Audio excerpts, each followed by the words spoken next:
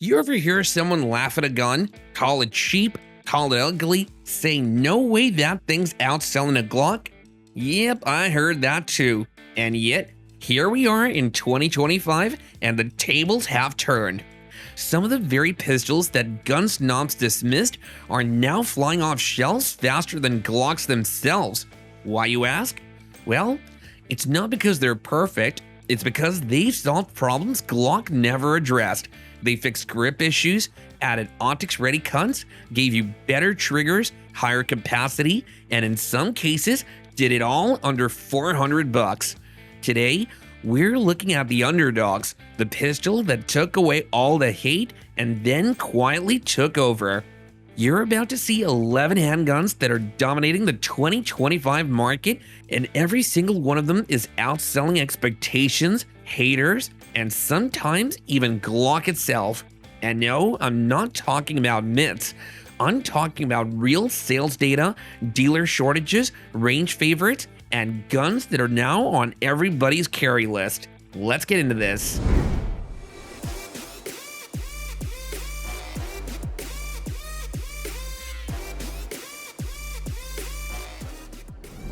The funny thing, every pistol you're about to see was either laughed at, ignored, or labeled a gimmick. But they're still here, and some of them are now selling circles around Glock. Starting with number 1, they laughed when it came out. Oh, it's just a Beretta playing Glock. But the PX4 Storm quietly screamed, "Deal me in." Polymer frame, rotating barrel system that eats recoil, optics rail, swappable backstraps. This thing wasn't built to fit in, it was built to win.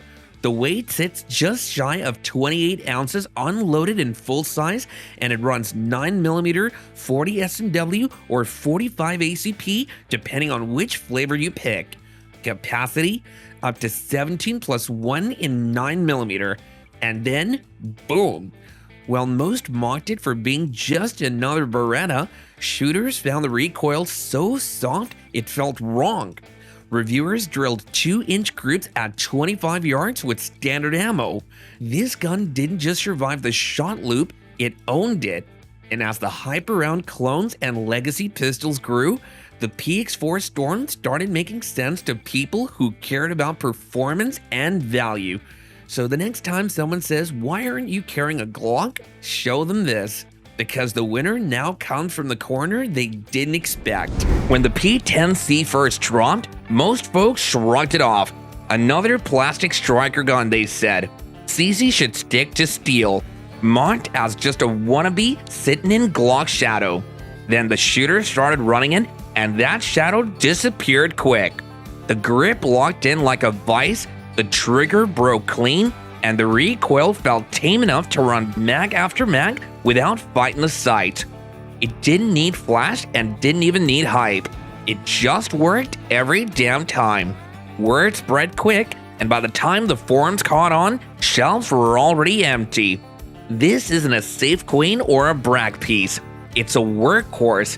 Duty guys, carry guys, weekend shooters. They all found fast the P10C wasn't pretending. It earned its place one trigger pull at a time, and the same mounts that once called it a clone, they're quiet now because the numbers did all the talking. By 2025, the so-called wannabe was outselling pistols that thought they had the throne locked down. Glock got humbled, plain and simple. Most folks laughed when Ruger rolled out the Max 9. Plastic toy, budget filler, not worth betting your life on, they said. I heard it all. But the second shooters put rounds through it, the talk changed. It's not fancy, but it disappears under a t-shirt, comes optics ready right out of the box, and stuffs more rounds than the old single stacks ever managed. Trigger is stiff and the recoil snappy, but the damn thing sure runs. Box after box, no excuses, no stoppages. That's what made heads turn. While Glock and SIG were still strutting with their names and fat price tags, the Max 9 was slipping off counters quiet and fast. Dealers who thought they'd be stuck with them couldn't keep the stock for long. The buyers didn't need any hype, they just saw the price, saw it run, and took it home. By 2025, the little Ruger that got laughed at was outselling guns twice the cost. Not pretty, not polished, but earned its keep the hard way. Cheap don't always mean weak, and Glock sure as hell felt that bite. And number 1, that pistol didn't just outsell Glock, it kicked the damn door in. Funny thing about the Rival, when it first hit, shooters laughed. Turkish plastic, race gun wannabe, no way it hangs with the big dogs. I heard it at every damn counter. They mocked the name, the price, and the country that it came from, but out on the line, totally different story. The first mag I dumped through one, it barely moved. Recoil flat as a skillet, sights snapping back on target like they were glued. The trigger, out of the box, it felt tuned better than pistols twice its price. Didn't take long for word to spread, and once it did, shelves cleared right out. Dealers couldn't keep them for long, even the ones who'd swore they'd never move a Canik. And it wasn't even just the weekend plinker snapping them up either. Pretty soon, I would see the Rival on competition lines. Boys with $1,000 Glocks strutting in only to get dusted by a box-fresh Canik that cost half as much. You could see it all in their faces. Their pride turned sour, and every red-cheeked loss meant another Rival disappeared off the shelf. The truth is, you can mock a name all day, but the numbers don't lie. By 2025, this cheap plastic pistol was outselling plenty of Glocks that were supposed to be untouchable. And the next one, that one shocked even me, not because it was good, but because folks wanted it anyway. Cops don't chase hype, they chase tools that they trust, and that's why the PDP caught me off guard. First glance, folks laughed, said it was too slick, too European, never gonna knock the crown off Glock in the duty world. I heard all that noise same as you. Then the contract started popping. Quiet at first, but steady. Officers sliding Walthers into holsters where Glocks used to ride. And when I finally ran one myself, I got it. Grip feels like it was carved just for your hand. Trigger breaks clean. Sights jump up, then fall right back down, almost like the gun wants you to fire again. Ain't fancy once you're behind it, just steady steel that doesn't quit on you. You know what sealed the deal for it? Watching the same boys who mocked it on forums come back from the range looking sheepish. Suddenly, Euro Toy turned into duty ready. And once the badge crowd gave it their nod, shelves started emptying quicker than Glock could blink. So yep, laugh if you want, but if cops are picking it and it's outselling the so-called king in spots Glock thought were locked down, that ain't luck, mind you. That's the PDP writing its own chapter. Folks laughed the second PSA dropped the dagger. Poor man's Glock, they said. Cheap plastic, not gonna last. I've heard it over 100 times like they all read from the same damn script. Truth is, they never even fired it. They just sneered out the name and the price tag. I picked one up expecting trash, figured it'd rattle, jam, give me that hollow feel some budget pistols got, but the thing just ran. Slide was tight, trigger broke cleaner than I thought, mag fed smooth every pull. It wasn't flashy, but it barked steady, and that's all that matters when your hide's on the line. Thing is, PSA didn't just sell a pistol, they sold a platform. Cheap enough to grab, wide open enough to build. Swap slides, swap barrels, trick it out till it don't look like what you bought. That's where folks woke up. This wasn't just bargain bin junk, it was a poor man's ticket to a custom rig. And while Glock sat smug, counting on their name, the dagger slipped in quiet and started eating their lunch.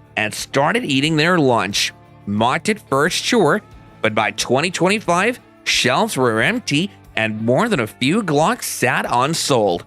Next up, a pistol that hit Glock where it really hurt. Outsold Glock. That's the truth nobody wanted to hear. A pistol half the crowd laughed at, called a copycat, called a knockoff, said Springfield was late to the game, yet here we are in 2025, and the Hellcat Pro's been leaving shelves faster than the very pistols it was compared to. When it first landed, folks mocked it hard. Another striker-fired plastic wonder, said Springfield was just trying to play catch-up with the SIG P365, already a runaway success. Claimed it didn't bring nothing new to the table, just another micro-compact in a market already full of them. But shooters figured it out quicker than the critics. 13 or 15 rounds tucked in a frame you could hide easy, slim profile, optics ready right out of the box, grip texture mean enough to stay planted. The Pro version stretched it just enough to give you control without losing concealment. Suddenly, it weren't just another option, it was the option for folks who wanted capacity and comfort carry in the same package. While the internet bickered and cracked jokes, buyers kept sweeping them off shelves. Dealers didn't even have to push. Stock came in, stock went out. That's how the so-called knockoff outsold Glock's compacts, not by hype, not by noise, but by doing exactly what shooters were looking for. Grandma's gun. That's what folks called it. Said it was built for weak hands, soft recoil, old-timers who couldn't rack a slide anymore. The whole internet turned it into a punchline, a pistol for people who couldn't handle a real caliber, they said. But while they were busy laughing, the Shield EZ was walking out of shops day after day. Folks with arthritis, small hands, new shooters, all of them needed something easy to run, and Smith & Wesson handed it to them. Slide rack smooth, max load light, recoil near nothing. And here's the part folks don't like to admit. It wasn't just the grandmas buying it. Plenty of carry folks realized a pistol that runs easy and clean is worth its weight no matter what the keyboard warriors say. Mocked to hell, called soft, laughed at by the tough guys. But this grandma's gun outsold more than a few Glocks in 2025. Sometimes the pistol you make fun of ends up sitting in more holsters than the one you worship. And if that made you smirk, the next one on this list will wipe that grin right off you. Ain't no polish on this one. First time you see it, looks plain as a tin can. Slide cut simple, frame stamped clean but bare. Folks just laughed, said it looked like a duty gun built on a budget line, and maybe they were right on the outside. But while they were busy joking, the factory kept spitting these things out, and shooters kept hauling them home. Didn't matter if it weren't flashy, didn't matter if it didn't come dripping in aftermarket parts. What mattered was it fed, fired, and cost less than the pistol everyone swore was king. You line it up on the counter next to a Glock, most men would have reached for the Glock out of habit. But in 2025, habit gave way to wallet. Folks saw a workhorse priced fair, and they snatched it up before the glass could even get dusty. They mocked the Masada like it was cheap thin, yet numbers don't lie. It outsold more than a few Glocks this year, not by shouting, not by hype, but by rolling steady off the line and proving that plain iron still gets the job done. And if that ruffled some feathers, just wait. The next pistol on this list got mocked even harder and sold even faster. Picked it up, first thought was how light it felt. Polymer frame, cheap in hand, like something you wouldn't bet your life on. That's what most folks say. It's just a Taurus. That name alone makes some men cry in laughter. But here's where they're wrong. This ain't the G3C folks complain about. The G2C earned its place because it doesn't jam and it doesn't choke. Trigger may be rough, frame feels plain, but once you load it and run it, it barks steady every damn pull, mag after mag. That's the part mockers don't tell you. They write it off before ever sending a round downrange. Truth is, the G2C made its name the quiet way, by working when folks needed it. It's not supposed to be fancy or even tactical, it's just steady iron at a price that don't bleed a man dry. There's no one out there bragging on owning one, but they just keep disappearing one counter after another. Dealers don't even bother polishing the glass. Soon as they set a G2C down, it's just gone. And here's the truth Glock boys choke on. Folks mock this pistol, swore it weren't worth carrying.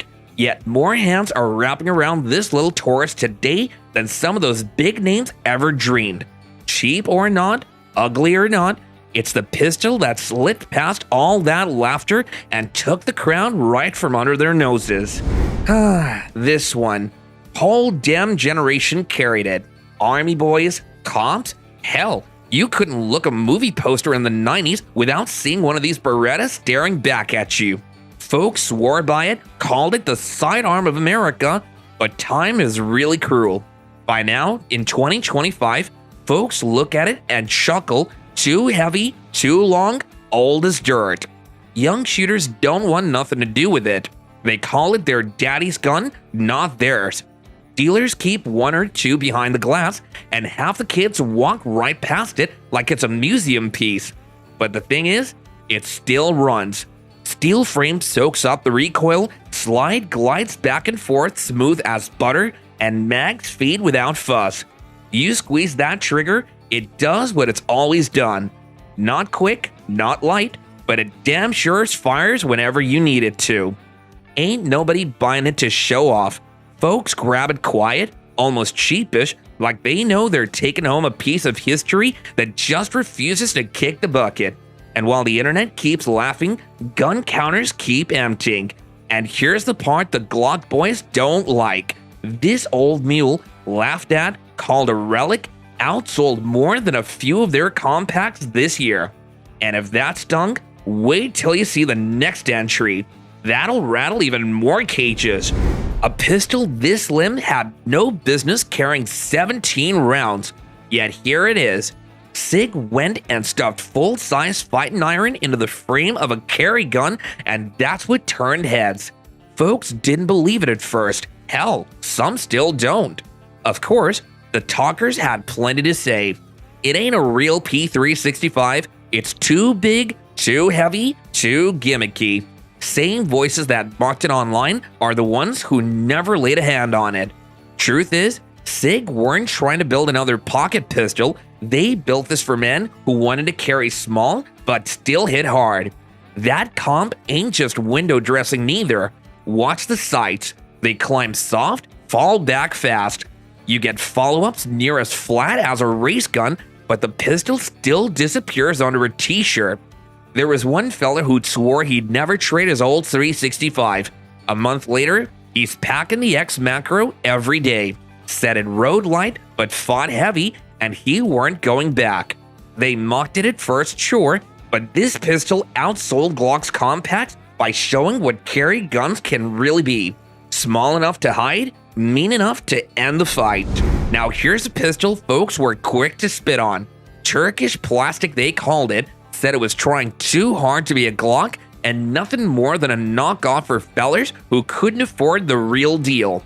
I heard that talk more times than I'd care to count, but I've also seen the truth, and the truth ain't always polite. This little SAR9, it works. Trigger ain't half bad, the grip feels right in your hand, and it don't quit when you're running mag after mag. All that noise about it being a copy fades away once you put rounds down once you put rounds down range. While the big names sat behind glass with tags that'd make a man's wallet bleed, this one slipped through quiet. Folks bought it because it didn't break them. Then they kept it because it didn't break down. I've seen men who once mocked it start carrying it without a word. No bragging, no flexing, just trust. Folks may still sneer, but the sales don't lie. It wasn't built to impress the highborn, it was built to run. And that's exactly why it outsold the mounts that mocked it. And if this one, the pistol they called a knockoff, could climb the charts like that, just wait till you see what's coming higher up on this list. Not much glory in this one. Folks laughed at it soon as it showed up, said it was cheap, said it weren't fit for a real man's holster. I heard dealers pushing them off on rookies, smiling like they were selling snake oil. But the truth is, most folks never gave it a fair shake. But I've been around long enough to know something. Sometimes the gun you laugh at ends up being the one that stays by your side. And that's exactly what happened here. Shelves went empty, money got tighter, And while the big names sat gathering dust with tags that'd make your wallet cry, this Ruger kept moving. Quiet, steady, no fuss. Not a beauty or a race gun, but it shoots straight, it feeds, and it don't complain. That's more than I can say for some of the high-dollar iron out there.